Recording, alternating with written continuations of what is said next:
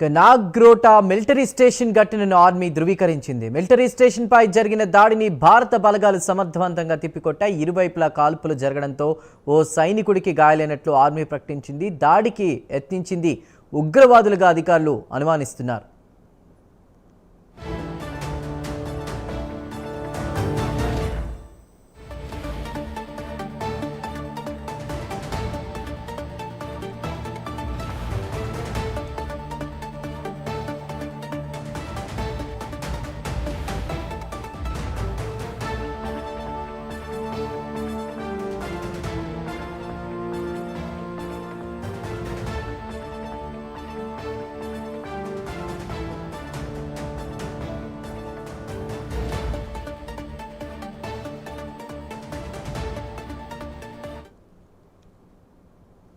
Nagrota military station ఘటనను army ధృవీకరించింది. Military station పై జరిగిన దాడిని భారత బలగాలు సమర్థవంతంగా తిప్పికొట్టాయి. ఇరువైపులా కాల్పులు జరగడంతో ఓ సైనికుడికి గాయాలైనట్లు ఆర్మీ ఇప్పటికే ప్రకటించింది. ఇక దాడికి ప్రయత్నించింది ఉగ్రవాదులుగా అధికారులు అనుమానిస్తున్నారు. దీనిపై ఉన్న డీటెయిల్స్ అందించడానికి మా అసోసియేట్ ఎడిటర్ రాజు సిద్ధంగా ఉన్నారు లైవ్లో. రాజు చెప్పండి.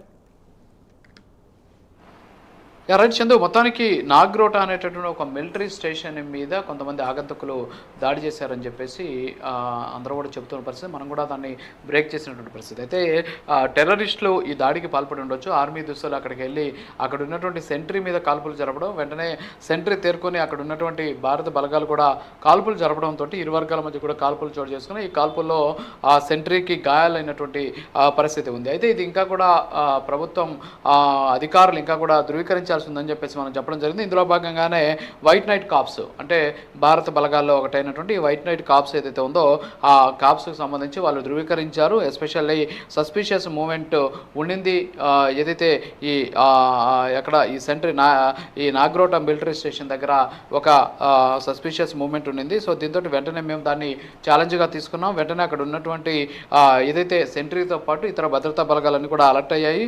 అలర్ట్ అయినటువంటి నేపథ్యంలో ఇరు వర్గాల మధ్య కాల్పులు కూడా చోటు చేసుకున్నటువంటి పరిస్థితి ఉంది. ఇందులో అక్కడ ఉన్నటువంటి ఎవరైతే ఈ సెంట్రీ ఉన్నాడో ఆయనకి మైనర్ ఇంజరీ జరిగినట్టు కూడా తెలుస్తోంది అని చెప్పేసి వాళ్ళు అధికారికంగా చెప్పినటువంటి పరిస్థితి. అలాగే సెర్చ్ ఆపరేషన్స్ ఇంకా కూడా జరుగుతూ ఉన్నాయి, సెర్చ్ ఆపరేషన్స్ కొనసాగుతూ ఉన్నాయని చెప్పేసి కూడా వాళ్ళు ప్రకటించినటువంటి సిచ్యువేషన్ అయితే కనిపిస్తుంది. సో ఓవరాల్గా చూసుకుంటే నాగ్రోటా దగ్గర భారీ ఎత్తున టెర్రరిస్టులు దాడికి పాల్పడ్డారు అనేసి అందరూ కూడా చెప్పినటువంటి పరిస్థితి. అయితే ఈ నేపథ్యంలోనే దాన్ని ధృవీకరిస్తూ అంటే టెర్రరిస్టులు దాడి చేశారా లేకపోతే మరి ఎవరు దాడి చేశారని దాని మీద సరైనటువంటి సమాధానం చెప్పలేదు. కానీ కొంతమంది ఆగంతకులు అంటే గుర్తు తెలియనటువంటి వ్యక్తులు సస్పిషియస్ మూమెంట్ ఉండింది అక్కడ.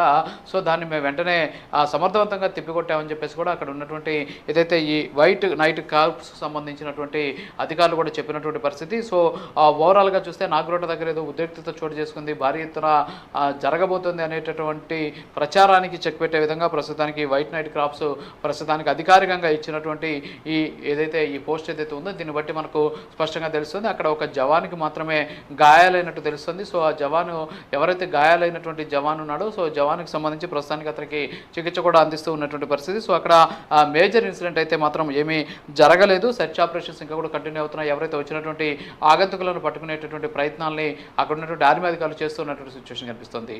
Chandu. Right Raju, thank you.